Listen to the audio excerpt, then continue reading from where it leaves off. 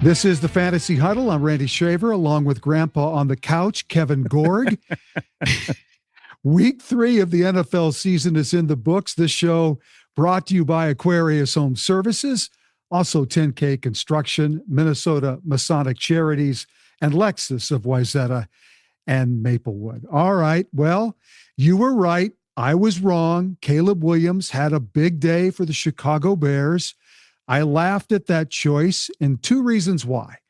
I didn't think the Dallas defense was that bad, and I didn't think Caleb Williams looked any good at all after the first 2 weeks of the season. But obviously, the greatest cure for him was the Dallas defense. So I hope you played, Caleb. I hope you had a lot of success in all your plays on Sunday.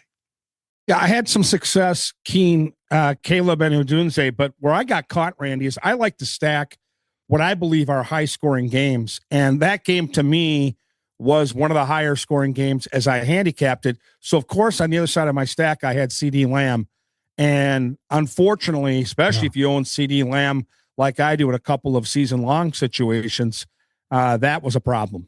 Well, not just CD Lamb, James Conner now out for the season with a terrible ankle injury. Mike Evans is out 3 to 4 weeks with a hamstring. Tyrone Tracy's out for a couple of weeks, maybe longer, with a shoulder injury.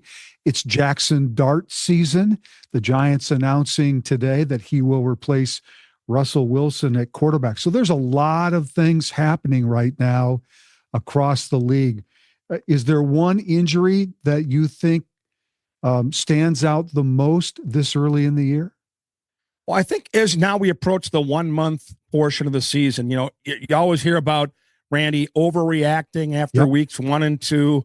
Well, after this week, we have a month of work, and the injury I keep coming back to is Joe Burrow. And all the Viking fans that watch this platform on a regular basis understand just how bad the Bengals looked on Sunday at US Bank Stadium. And it worries me because I'm 0-3 in our league here in the Talk North Fantasy Football League. And a big part of that is I was all in on Chase Brown, and I have shares of him all over my fantasy boards, and he is not being given any chance right now because without Joe Burrow and a bad offensive line, there's no respect being shown to the passing game like it has been in years past, and they're stacking that box with 7 and 8 bodies, and there's nowhere for Chase Brown to go. He's still an incredibly talented player, but without Joe Burrow, I had no idea the ill effects this would have, but he is no longer, in my opinion, a top 24 fantasy option, and I had him as a top 12 option for the season started. And obviously, CD Lamb is a first-round pick for everybody. Right. Maybe you fill him in with a guy like Turpin on that roster, but he's not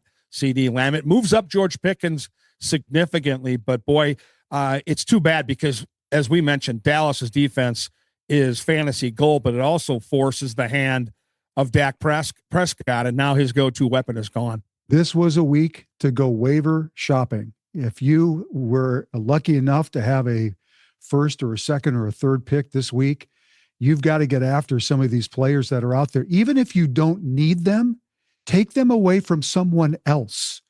Even if you don't need Trey Tucker of Las Vegas, take him away from someone else and get your roster even that much stronger. And don't let the guy who lost CeeDee Lamb this week to pick up those kind of guys. Take them away before they have a chance. One thing that surprised me so far before we get into our games for next week, how about the NFC West?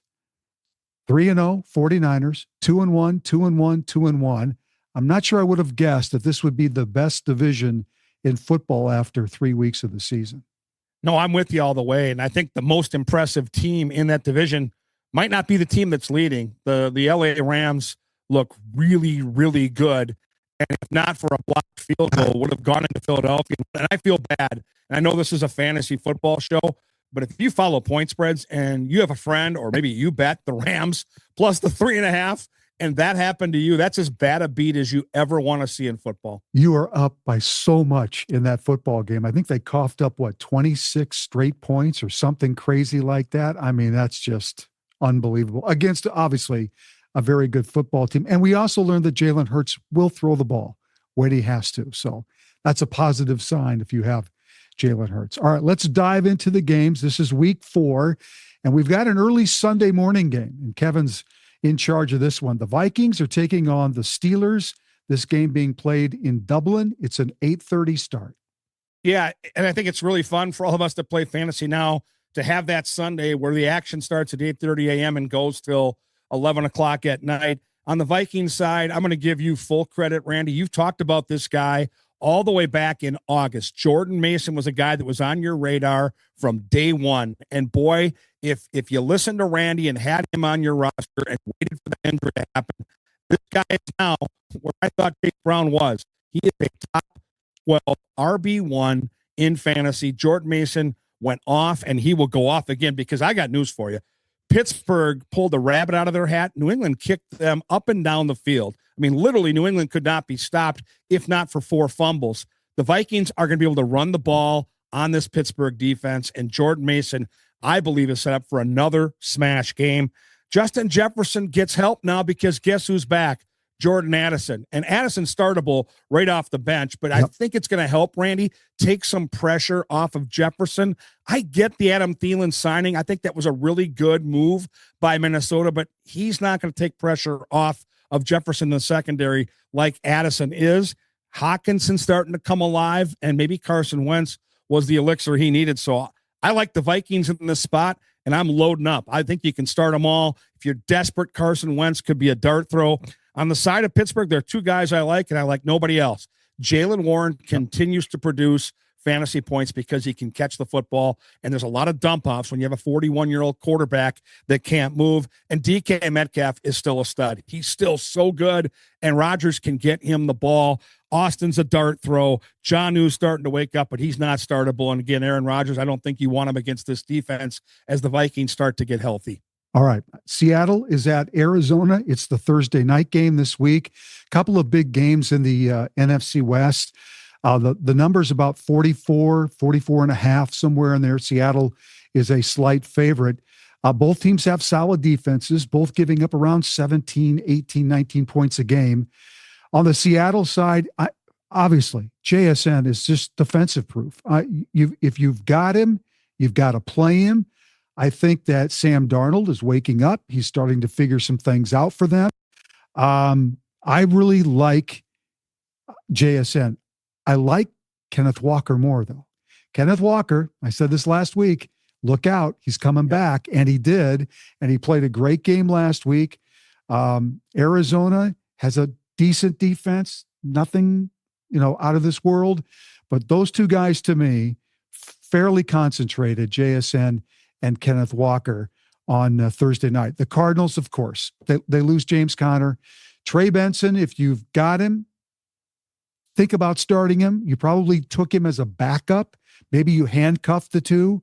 So obviously play him because he's going to get the bulk of the work for the Cardinals this week. Trey McBride continues to get volume at tight end. He's a playable guy no matter who they're facing. This is a good Cardinals football team. I mean, they can move the ball. Lost a tough game against the 49ers on a last-second field goal, but they can move the football. To me, though, this looks like a 20-17 kind of game. And so even though the number's at 44, I just don't think there's a lot there to jump on board and feel great about. But there's some good pieces that so far through 3 weeks look pretty rock solid to be able to play. Washington at Atlanta. It's a noon game on Sunday.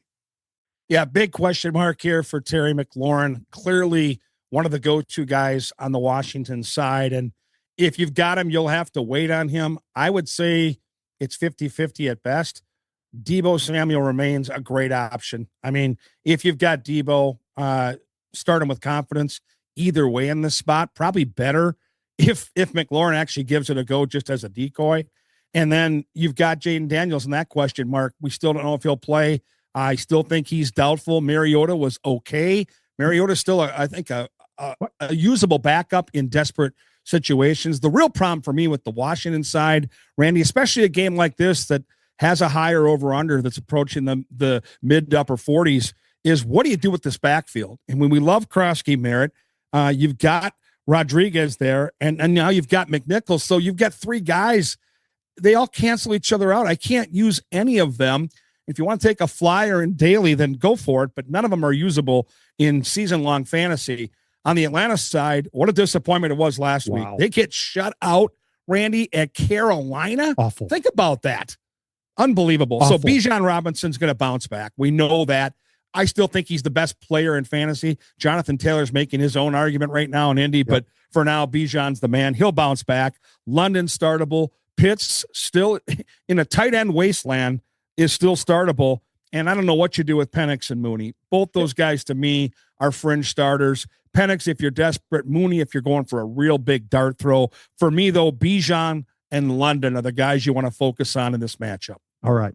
New Orleans at Buffalo. This is a Sunday start at noon. 48.5 is the number. The Bills are like 2 touchdown favorites. I mean, it's very clear who likely is going to win this football game. Obviously, you can never say never, but on the New Orleans side, to me, there's 2 guys. And again, it's concentrated. It's Kamara and it's Olave. Olave's getting targets. In fact, I think he leads the NFL in targets through 3 games this year. And Kamara is running the ball despite the fact that they just don't have a lot around those 2. The Bills give up the most passing yards to any team so far through 3 weeks. So there's that if you want to take a chance. But for me, there's really nothing on the New Orleans side that I feel comfortable with at all. If I have those 2 guys and I don't have any other options, then I'll play both Kamara and Olave. On the Bills side, the Saints defense it's middling. You know, they're not terrible, but they just likely are going to get clobbered. And to me, this is a game where James Cook stands out and Josh Allen. Those are the 2 guys. In fact, I would play Josh Allen naked and feel great about it. Yes, he's got a number of receivers. Kincaid is a decent tight end, as you say, in the wasteland of tight ends. Yeah, he works. But to me, it's Cook and it's Allen, because I think that Buffalo will be ahead. I think they will at some point just grind the football. You know, I just think it's a running back game for Buffalo. And I also like the Buffalo defense this week. If you have to play a defense, I think that's a really good defense to play. So it's pretty concentrated this week on both sides, but clearly the Buffalo Bills side is the heavy favorite. Cleveland's at Detroit. This is a noon start. And after what Cleveland did to Green Bay, wow. Is it possible that Cleveland could even think of pulling off the upset in Detroit? Well, let's not forget, before Joe Burrow got hurt, you know, Cincinnati went in fully healthy to Cleveland and got lucky to win in week 1. The Cleveland kicker missed an extra point and a field goal, and that ended up being a 17-16 game. This Cleveland defense, Randy, is legit. So here's what I'm going to tell you. The over-under is 44.5, and Detroit's a pretty heavy favorite, as rightfully they should be, around 8 points. But off that emotional win on Monday Night Football against Baltimore, this is a dangerous spot for Detroit for a letdown. So I'll just say that way. Quinshon Judkins, another guy that Randy Shaver was very bullish on, finally got a chance to go out there and show what he can do. And this kid's talented. Oh, my God. He is the Cleveland running back you want. He's probably, without a doubt, the one fantasy player. If you're going to have a Cleveland Brown the rest of the season, that's the guy I would point to. Not Njoku? Well, listen here. Now, hold on, smart Alec. In this tight end wasteland, Njoku is starter. But like your guy in Detroit, by the way, ironically, they're going head to head. Neither one of these guys has found the end zone, which is depressing. Oh. Snaps. But the problem, Randy, is... Time out, Gorgie. You froze up. We lost you. I'm too emotional here about Njoku. Maybe that's it. He's out there for 92% of the snaps, but the problem is he's a really good blocker, and their offensive line, like a lot of middling teams, needs some help, so they use Njoku a lot of times to chip in there. Flacco, listen, if you need to throw a dart, they're going to likely be chasing. They're likely going to be throwing, so keep that in mind. On the Detroit side, it's a no-brainer right now. You're starting Gibbs. You're starting Montgomery. You're starting Aaron St. Brown. You're starting Jamison Williams. You're starting Laporta. You're starting Goff. All I'll say is this Cleveland defense is legit, and Detroit is ripe for a letdown. So I don't think it's a situation where you're going to want to focus on Detroit stacks in daily fantasy. It's just all their players are so lovable in season long that you just plug and play. Yep. All right. Let's go to Carolina, New England. This is a noon start on Sunday. The line's about 44.5. The Patriots are a favorite of about 4 to 5 points. Patriots have the worst pass defense and yardage in the league right now. Carolina coming off a convincing win over Atlanta. That doesn't mean anything to me. There's nothing on the Carolina side that I like, especially walking into New England, who are going to be ready and fired up to win this football game. They've got to get themselves back in the AFC East, which, by the way, is just an awful division other than Buffalo. So it's a monster game, I think, for New England this week to get healthy and get well. I just don't like anybody on Carolina. You could play Hubbard. He's getting volume. We talk about Ted McMillan all the time. I just don't think there's a piece on the Carolina team that I care for. On the New England side, again, play Drake May and play Hunter Henry with Drake May, because Hunter Henry in this wasteland of tight ends is red hot right now. He is the guy that you want to play at the tight end position. 11 targets, 8 catches, 90 yards, 2 touchdowns last week. I think their running game will have success against Carolina. You just got to figure out who. Obviously Ramondre Stevenson probably is not going to play much. He just fumbled again, at the goal line. I mean, how many chances are they going to give this guy? Travion Henderson sure seems to be the guy, but Antonio Gibson got some playing time ahead of him. He also fumbled too. Yep. And so there's a lot of things there that are question marks. To me, Drake May, Hunter Henry, those seem to be the safe marks. And I'll say, I kind of like the New England defense this week too, to come back and play a great game against Carolina. All right, the Chargers at the Giants. Interesting week for the Giants, and it's a noon start, and Jackson Dart's going to make his NFL debut against one of the toughest defenses in the league. How about that? The news cycle in New York, they've been begging for Jackson Dart. He kind of was a media darling during training camp, and now here he comes on that big stage. Before we get to the Giants, though, we got to talk about the Najee Harris injury. It's significant. It's likely season ending. So Omari Hampton, the rookie, a guy we've talked about a lot during training camp, looked the part of a guy that can take over this role, take all of the usage here and do something with it. He was brilliant last week, 24 plus fantasy points. He is a go-to guy, a guy I would look for in daily fantasy because this Giants defense really stinks. Keenan Allen, Quentin Johnston are your top 2 receivers with the LA Chargers. Let that sink in, because before the season started, and I was one of the handicappers in fantasy that loved Ladd McConkey. He's still usable, Randy, but he's the 3rd best option in fantasy on this team, and that is crazy to me. But the Chargers are legit. They're going to be playing with the lead. All these guys are going to contribute. Herbert is a stud and a must start every week at the quarterback position. Here's the name to watch for the Chargers. Again, with the tight ends kind of being a mediocre bunch in general across the league, Oronde Gadsden II is a rising star and a guy you might want to stash on your roster if you've got a spot available for a team that's going to score a bunch of points. That's the Chargers. Now, what do we do on the other side? First of all, we start with Jackson Dart. If you have to start him, boy, you better plug your nose and hope, because this defense is legit. He can run a little bit, and they're going to be creative. They did so in the preseason. This guy can do some things a lot like Lamar Jackson and Josh Allen, but maybe not to that level right off the hop in start number 1. But he is a sneaky daily option at a cheap price. Now, the running back, Cam Scatabo, with the injury to Tracy Jr., this becomes his backfield, and I love this kid. Randy, he's durable. He can catch the ball, and he's great in the red zone. Scatabo, to me, is a borderline RB1. He's for certain an RB2 as you're stacking them across the landscape of the league. I don't know what the hell happened to Malik Neighbors last week. I want to just pretend it didn't happen because he's too good a football player, and he was awfully quiet last week. That won't continue. Malik Neighbors is a stud. Wan'Dale Robinson, still a guy you can mix in, but for the gist of it, that's the story of the New York Giants. Malik Neighbors absolutely killed me this week in season long. I had him in quite a few leagues. All right, let's go to Philadelphia, Tampa Bay. Noon start. This might be maybe the better game of the week as far as NFL games go. Maybe not fantasy, but NFL games go. 45.5 is the number. Philly's an early favorite, about 2.5. Both teams, great comeback wins on Sunday. Both defenses average giving up about 18 points a game. So the number feels about right, maybe a little high. Philly would love to run against Tampa. The Bucs give up only about 75 yards a game. So it's going to be tough sledding again for Barkley. But the tush push will be fine. So if you've got Jalen Hurts, play the guy because you know he can do it from both the run and the pass. I like the fact they threw the ball and they threw the ball effectively and they spread it around. So, maybe the Philly receivers aren't being ignored as much as we thought. So there are pieces on Philadelphia. Feel free to play them all. Maybe even think about stacking. Maybe you had Devonta Smith with Jalen to take a chance, something different.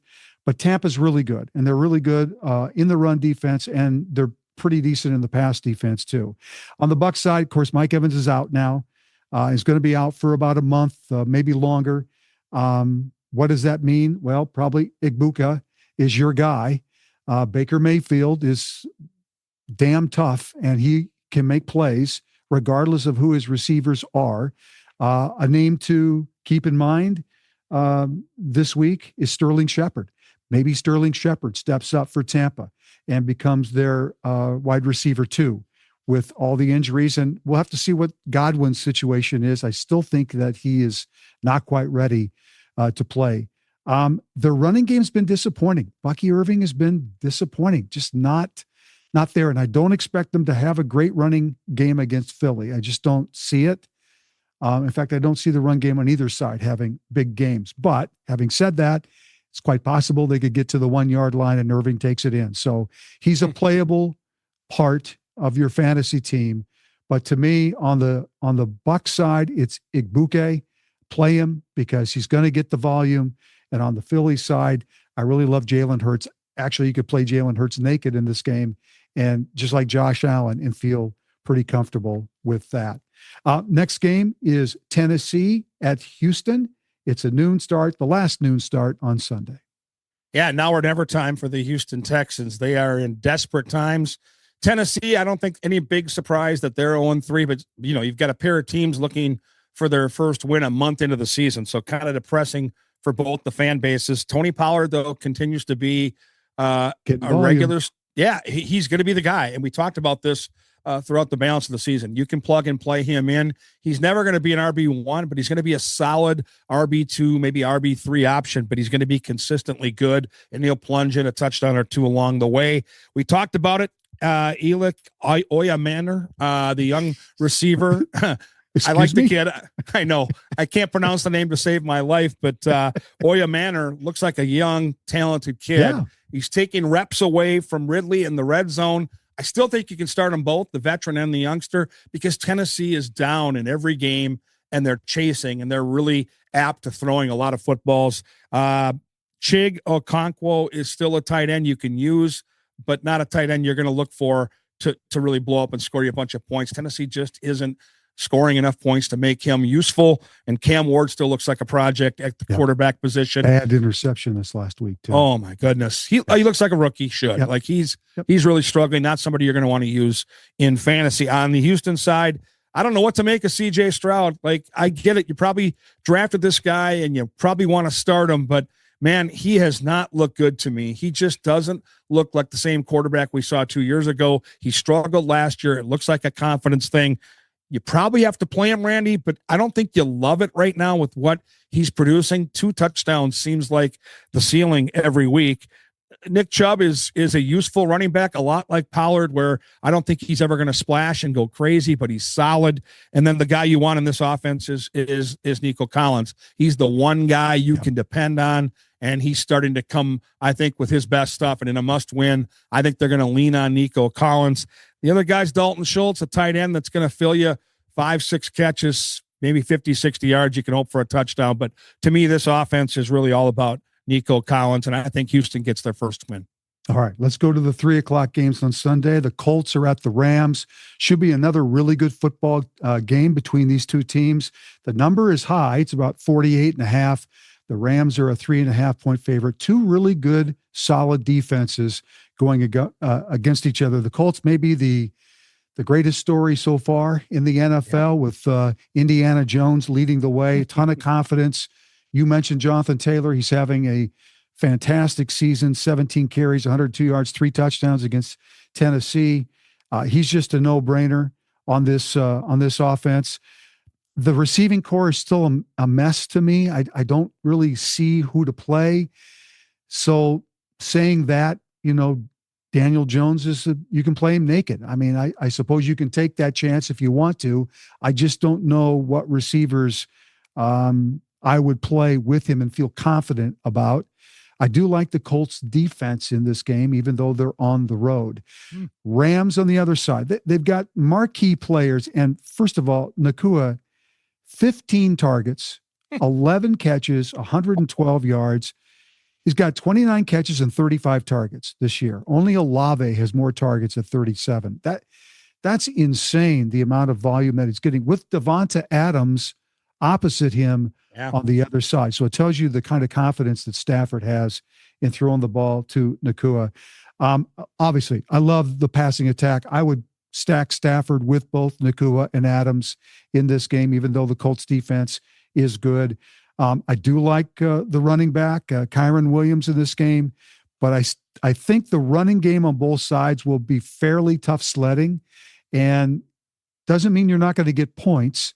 Doesn't mean they can't get 75, 80 yards and a touchdown. That's very possible from both sides, but it's not a smash spot, I'll put it that way, for running backs this week.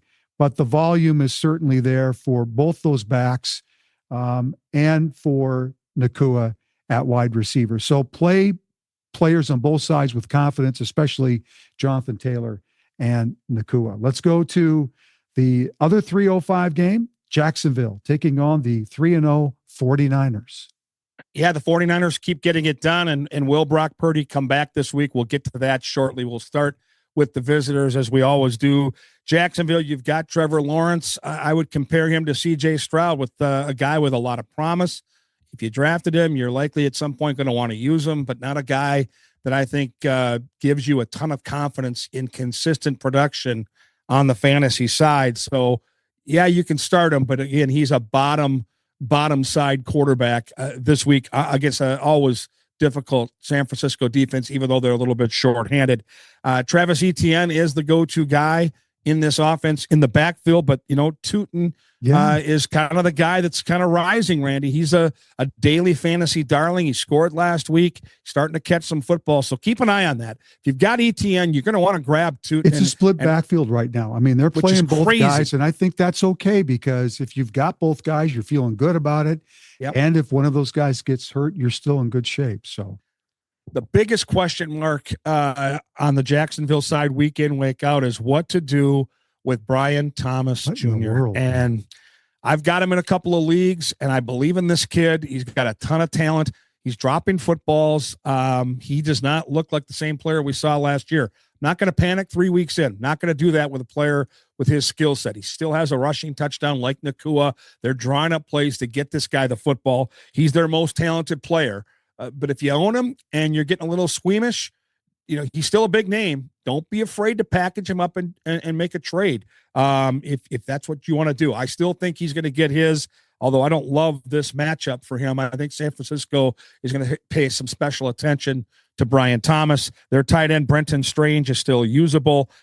No way I'm starting Travis Hunter. I think he's a wonderful talent. They're using him on the defensive side now more than the offensive side. He had one catch last week. He's a big name, but you're not going to fall into that trap and start Hunter in this spot. For San Francisco, it really will come down to whether Brock Purdy can go. I would say it's something you want to watch into the weekend. We'll have an update for you here every Friday on those injuries. But for now, we're waiting at the quarterback position. CMC, Christian McCaffrey, is elite. He's RB1 every week. He has the chance to be the highest scoring player in fantasy every week. He has been outstanding, and so has Ricky Pearsall. Holy cow, is this good? Is this kid just talented? And with the injuries at the wide receiver position, he is the guy that you're going to want to lean on right now, because they're dropping like flies, and we'll find out what some of the passing options are for San Francisco. But even if Brock Purdy comes back, you're going to want Pearsall at the top of that list. You're going to want McCaffrey. And after that, you're kind of on your own, dealing with a lot of backups. Jawan Jennings now has some question marks to his health, and it really drops off a cliff. Today, I want to talk a little bit about the Minnesota Masonic Charities. When you think about the Masons, I get it. You think about the funny hats, those pancake breakfasts, which are phenomenal. My dear friend John Schweitz and I have chatted about this, and it's so much more than that. They've got the Masonic Home over in Bloomington. They've got the hospital for the children over at the U of M. They are the largest fraternal organization in terms of charitable needs in our country, and they deserve a ton of recognition. So thank you, Minnesota Masonic Charities, for all you do and for supporting us over here at Talk North, and a special thanks to my good friend, John Schweitz. Let's look at your fall water checklist. If you check yes to orange rust stains, smelly water, and that funny taste, then you should get a new Kinetical water treatment system from Aquarius Home Services. Then check yes to worry-free drinking water, spotless dishes, and softer laundry. Get a free water analysis plus 36-month zero financing based on credit approval. Visit AquariusHomeservices.com today. Aquarius, earning the right to be recommended. 10K Construction is your one stop for all your general contracting needs, whether interior, exterior, residential, commercial, or multifamily properties. They build relationships with their clients, and that's how they've grown their business through referrals. Plus, they are teaming up with LP SmartSide to become Minnesota's premier siding installer. And they're also partnering with IKO Shingles as well. They've got the best of the best to do the job right. 10K Construction covers both Minnesota and Wisconsin. Now, the rumor is they charge a little extra because it's Packer land. I'm not sure about that. But what I am sure about, 10K Construction is the company you want handling all of your general contracting needs. Go to 10kconstruction.com for details. Hey, Rosie here for Lexus of Wayzata and Lexus of Maplewood. If you're in the market for a new luxury vehicle, look no further than my good friend Charlie Swanson at Lexus. Whether you're on the west or the east side of the Twin Cities, they have got you covered with two great locations, Lexus of Wayzata and Lexus of Maplewood. Check out the all-new Lexus TX, a spacious SUV with 3 rows of seating and plenty of room for all your gear. Head over to lexusofwayzata.com or lexusofmaplewood.com for details and to find your next ride today. All right, let's move on. Baltimore, Kansas City. It's a 3:25 start on Sunday. Maybe 3 years ago, I would have said, wow, this is the best matchup of the week. It's not the best matchup of the week. The number's 48.5. That's pretty high. Baltimore around 2.5, 3-point favorites. The Ravens do give up a lot of yardage on the ground. I think a lot of that obviously coming against Buffalo in that one game. But the Chiefs are not a dynamic offense, although they do have some pieces. On the Ravens side, it's pretty easy. I was disappointed with Zay Flowers the other night. Just did not do much in the Monday night game against the Lions. Andrews actually had a very nice game, and maybe that's a wake-up call at tight end. But Lamar Jackson and Derrick Henry are still the two best pieces to play on Baltimore. They're the ones that are going to get the volume. They're the ones that have the best chance to score you points.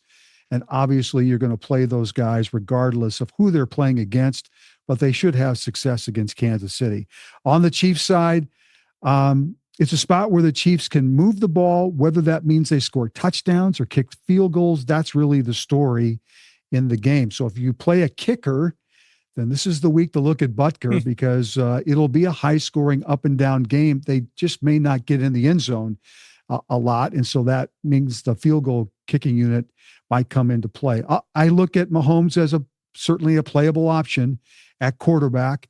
Not really sure what the receiving core looks like around him yet. Worthy is questionable. He may play. Obviously, you can mess around with Kelsey and guys like that, but or Thornton for that matter. I'm just not high on him. I just think that there's just not a lot of solid pieces to play, but they're sneaky pieces too. I mean, Pacheco is going to wake up. He's going to have a game. Just don't know what week it's going to be, but he's going to have a game. So who knows? Maybe this is the week he'll have a game. But for me, clearly this game is all about Baltimore and Lamar and Derrick Henry. I think those are the two safe pieces to play in a game that might end up being under the number, just because both defenses can step up and play big in big games. And I look at this as a big game. Baltimore's 1-2, and so is Kansas City. One of these teams is going to be 1-3 Wow. to start the season. So there's a lot on the line this week in KC. Chicago and your man, Caleb Williams at Vegas. This is a 3:25 start. Well, there's an old story in horse racing when you find a long shot that wins a race and they come back a couple weeks later and that same long shot is in another race. You miss the wedding, don't go to the funeral. And maybe that's the case here for young Caleb Williams because it was a great spot for him. Yep. And now I'm wondering, taking that show on the road. I don't think this is a terrible spot, though, do you? Well, the Raiders are a tough team to read, but I do think it's a different environment when you go on the road in a stadium like this that can get a little raucous. We'll see. He's still absolutely startable. I just don't think we're going to have 4 touchdowns this week. I think it's a different kind of game, not nearly as high an over-under total in the mid-40s compared to near 50 last week. But you can start, Caleb, that's fine. Swift in the backfield. Listen, he's not glamorous. It's not pretty, but it's getting the job done. It's giving you solid production as a starter. It's never going to be spectacular for DeAndre Swift at this point in his career. Odunze continues to be the guy you want in this offense, Randy. There's a chemistry there with Caleb that cannot be denied. He's their big play guy, certainly somebody that you're going to want to find in daily fantasy, but if you can get him in season long, plug and play. He's a wide receiver 1. He's incredibly talented. Now, DJ Moore has underperformed. I think he's steady. I think he's going to be okay. The name to watch is the guy we've talked about a couple times here in the show, and that's Burden the third, the young wide receiver that caught the flea flicker, had some big plays in that football game. I'm still waiting on him, but it's certainly a guy that's on my radar. And now Cole Kmet is a usable option. They had a 2 tight end setting. Loveland, their young phenom, is hurt right now. He'll likely miss a couple of weeks. So you can plug and play Cole Kmet in, again, a situation where tight ends that are usable in this league are hard to find. On the Vegas side, man, it has been disappointing across the board. I own a ton of Brock Bowers, and I think he is one of the most gifted players in the league. That's real football. In fantasy, he has been a complete and utter killer. He's done nothing. I mean nothing. And so I still believe in Brock Bowers. This team has to get it going. If they can't get it going at home against Chicago this week, then the alarm bells are going to start to go off for me. Brock Bowers, to me, has to bounce back. Genty, where you drafted him, has not lived up to the hype. Again, like Brock Bowers, super talented. I think the best is still yet to come. Don't panic yet, but we're getting late early with these 2 young players that have all this talent. Jacoby Myers, to me, has been the most productive and consistent player on this roster. And now, what do we do with Trey Tucker? I don't know where that came from, Randy. I know what I'm doing with him. I'm playing him. Well, you're gonna have to scoop him off the waiver wire and plug him in because he looks like an option. And maybe they're starting to really double up on Brock Bowers to give this kid some single coverage. And then Geno Smith, again, a bottom feeding quarterback that if you're in the coming weeks stuck with some bye week terrorism, you can plug in because they're likely going to have to throw the ball to be successful. This offensive line, though, in the running game has been disappointing. All right. There are 2 Monday night football games this week. So one Sunday night. This is the last game of the Sunday slate. It's Green Bay at Dallas. This game was in Green Bay. I think the Packers, they're favorites at about 6.5 right now. I think that number would be possibly double digits. They're that good a football team, even though they lost that tough game to Cleveland. I think you're going to see them bounce back. I think they're going to see them pissed off, actually, to get after Dallas. So I love the Packers side. I love Jacobs this week. Touched the ball 25 times against Cleveland through the air and on the ground. He's going to rip up Dallas. Jordan Love should be in a good spot here. The receivers are a middling mix. Tucker Kraft is hurt, trying to play through an injury. Didn't feel like he was in a good spot last week. He might be in a better spot this week. But I really think Jacobs, to me, is the guy to play in this game. On the Cowboys side, of course, without CeeDee Lamb and a very good Packer defense. And, of course, the storyline here is Micah Parsons coming back to play against his old team, the Cowboys. I just don't like much on the Dallas side. Maybe Dak and Jake Ferguson or Dak and Pickens. You could maybe take a flyer on stacking those two guys and hoping that just the fact they're playing against Parsons gets them all fired up and they might play a great game. I think that's wishful thinking, but the Bears defense is nothing like the Packers defense this week. So there's not a lot on the Cowboys I like. I feel like this is going to be a Green Bay blowout on Sunday night. 2 games on Monday, the Jets at Miami at 6:15. In fact, these 2 games kind of are about an hour apart. So you got to kind of picture in picture if you want to watch them both this week. But you've got the Jets in Miami. Yeah, 2 bad football teams with some really cool fantasy options on both. So still a game I'm going to tune into. Keep an eye on Justin Fields. Will he be back from that concussion? I think right now in New York, the feeling is he will be. And if Fields comes back, he is a high-end option at the quarterback position because, like the top scorers in fantasy football, Lamar Jackson and Josh Allen, he can run the ball. So I'm waiting to see on Fields. I hope he can start. The biggest constant in this lineup is going to continue to be Garrett Wilson. He's a wide receiver 1. He is a top 10 option overall in fantasy. He gets a ton of targets. He is super talented. You can dial him right up. The backfield to me is a little bit muddied up. Yes, Breece Hall is the starter. Braylon Allen, Randy, is breathing down his neck. So I would keep an eye on this. I still lean towards Breece, and he's still the guy. But it's I think that separation is getting closer and closer. Wilson's the guy you want, and Fields, if he goes, and I think he will, could be a nice option. For Miami, Tua, as long as he's healthy, is startable because their offense is predicated around quick, short throws to skilled players with speed, and it makes Tua's numbers look probably better than he is in real football, but he's a very usable fantasy option. And that starts with Devin Achin, their back. He's just so incredibly skilled. Give him the ball, something good will happen. He seems to score in every single game. He's a cheat code. I love using him in daily fantasy. Tyreek Hill is starting to look like the old Tyreek Hill. He's never going to be Tyreek from 5 or 10 years ago, but he's starting to really have a little juice to his game. Another player where you're going to see 6 to 8 to 10 targets every week as long as he's healthy. Waddle, he's a red zone guy, certainly a guy you can lean on there. And that's it for the Miami Dolphins. All right. Last game of the week is Cincinnati at Denver. It's a 7:15 start in Denver. The number is about 44.5, 45. Denver is a 7-point touchdown favorite. Feels like a blowout for Denver if you base it on what the Bengals look like against the Vikings on Sunday. And I think that's the big question, fantasy related, is what do you do with the Bengals this week? And you brought that up when we first started the show. What do you do with those pieces?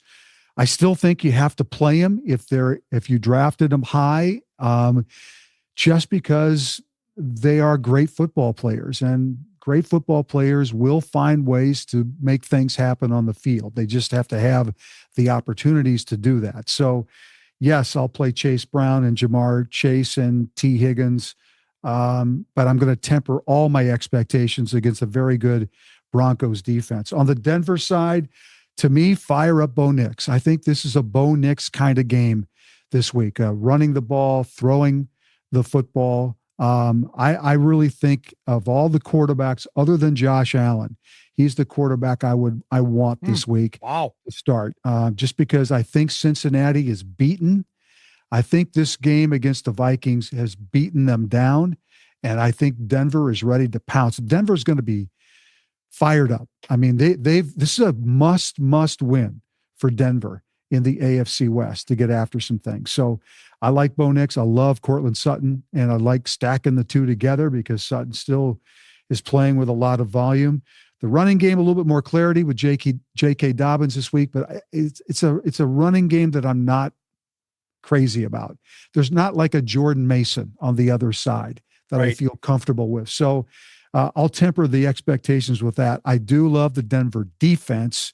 If you have to play a defense this week, I'm sure they're the highest defense to pay for in daily fantasy this week. But if you have them in season long, you absolutely have to play Denver. So I love Denver in that football game. Let's talk about our best fantasy lineups. If you can pick a lineup and pick some players that you think will have big weeks, I'll start. This is my lineup this week.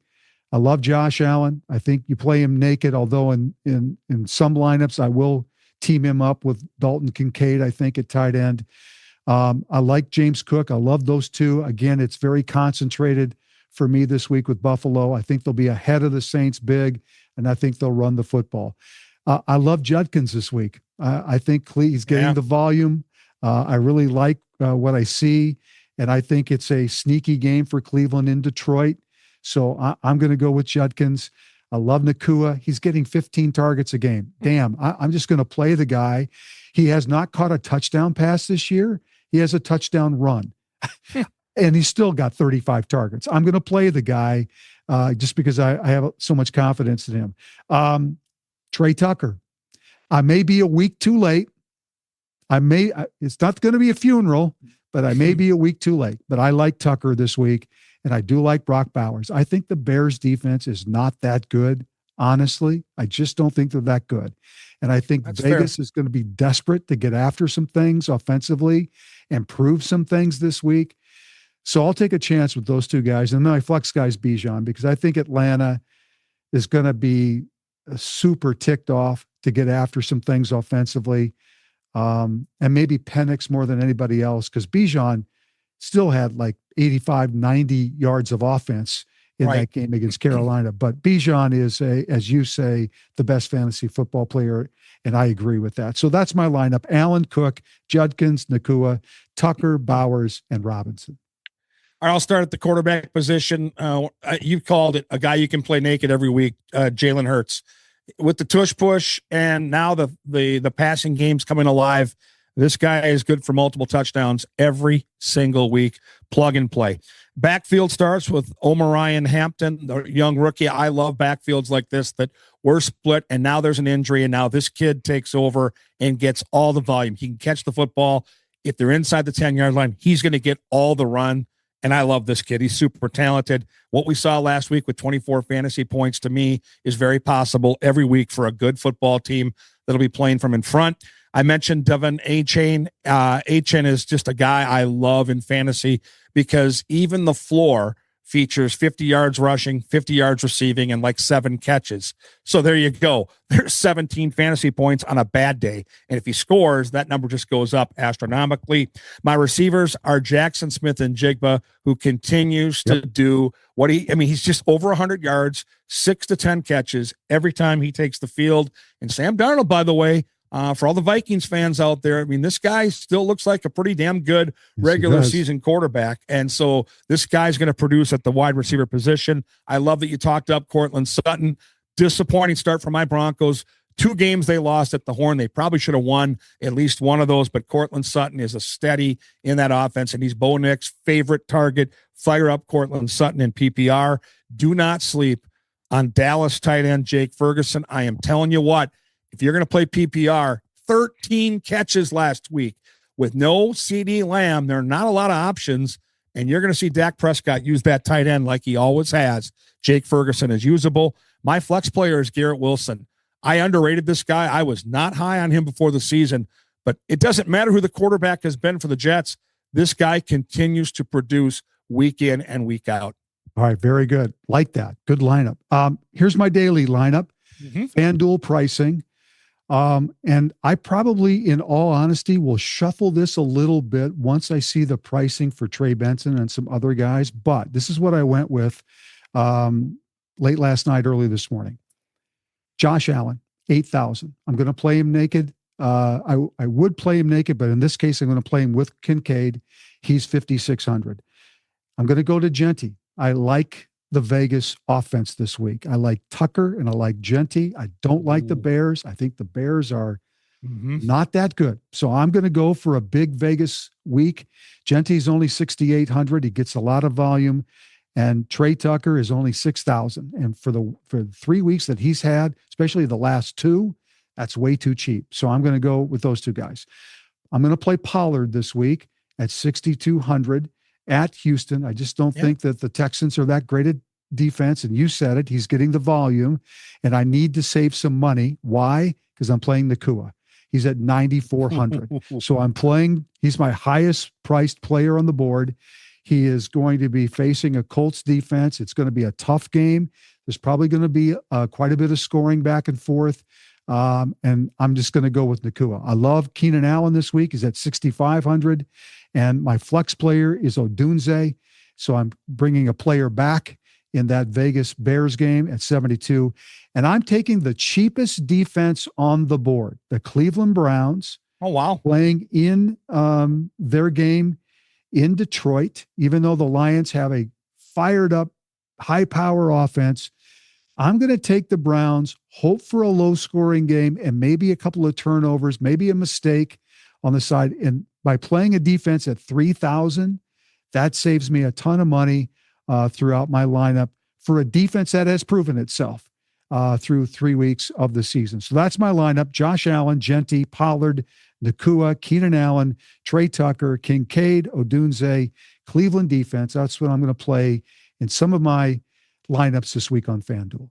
I like your lineup a lot. I also like going cheap with the defense this week, and I'll get to mine in a second.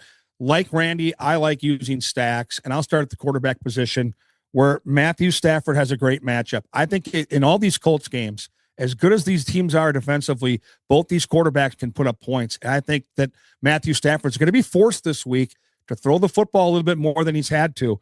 And why not stack him with one of his go-to guys, Devontae Adams? So I'll start with Stafford, $7,000. So it's upper side, but not breaking the bank at the quarterback position. I'll get to my wide receivers first because I'm stacking him with Devontae Adams, who's 7,400 in a good matchup against Indy. If Puka Nakua gets double covered, this guy could get a lion's share of the work in the red zone. I'm going to use Chris Olave, just $6,000 for the New Orleans Saints go-to guy. As Randy mentioned, leads the NFL in targets. $6,000 in a game. They're going to be down double digits probably most of the football game. So Chris Olave is going to get his. And then the other guy I love in daily is Deebo Samuel. With the question marks around Terry McLaurin, Deebo Samuel is going to be a touch machine. I'm looking for double-digit targets for Deebo. Those are my receivers: Devontae Adams, Chris Olave, and Deebo Samuel. Now I've got some money to spend, but I'm not going to go crazy with my first running back. I found a guy I love at $6,300. Quinshon Judkins. I love your guy, Judkins. Yep. You talked about him already today. At Detroit, I know they're likely going to be trailing, but this guy can catch the ball, and if they do get in the red zone, they're going to give him the ball. So now I've got a lot of money left to spend on my flex and my other running back. I'll start with James Cook. He's 8,500. The Bills are going to be in front. I love James Cook this week to score multiple touchdowns for Buffalo at 8,500. And that leaves me $9,300 to spend on Christian McCaffrey. I think San Francisco is going to blow the doors off of Jacksonville. I don't think their defense is any good. I think McCaffrey has multiple touchdowns. And like Randy, I didn't want to spend a ton of money on my defense, $3,300. Like Randy, I believe the Raiders are going to rough up the Chicago Bears. I've got the Raiders at 3,300. So my lineup features Stafford, Devontae Adams, Chris Olave, Deebo Samuel, Quinshon Judkins, James Cook, Christian McCaffrey, the Raiders D, and I almost forgot. You can never forget your tight end, right? 5,500. That's all I'm paying for Hunter Henry against Carolina. 5,500. This guy's on fire. So there you go. Hunter Henry, don't sleep on him. I love the lineup. All right, very good. So after we're done here, is that where you just kind of lean back and take the afternoon nap? If I was going to take a nap today, this would be the spot for sure. We're not in studio because I fumbled on what time we were recording. I was stuck at Wild Training Camp. This is where I watch my football. This is my spot on Sundays. But today the weather's too nice, and I've got two dogs, Fenway and Brooks, that have been so well behaved during this recording that I've got to reward them with a little walk outside here around the Minnetonka area. Sounds good. All right. Thanks so much, Kevin. Once again, this is Fantasy Huddle for week 3. Our thanks to Aquarius Home Services, 10K Construction, Minnesota Masonic Charities, and Lexus of Wayzata and Maplewood. And we'll see you next week. Good luck this week.